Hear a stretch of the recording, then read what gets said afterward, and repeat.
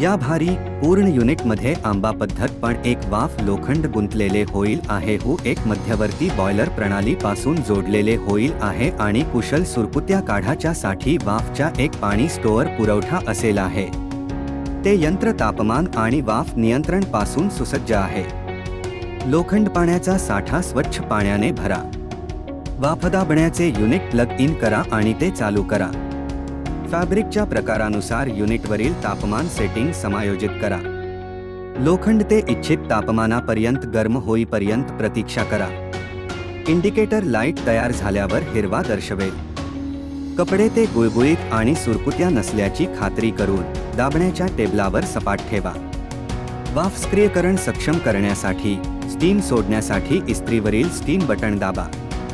फॅब्रिकच्या सुरकुत्या असलेल्या भागांवर लोखंड सरकवा।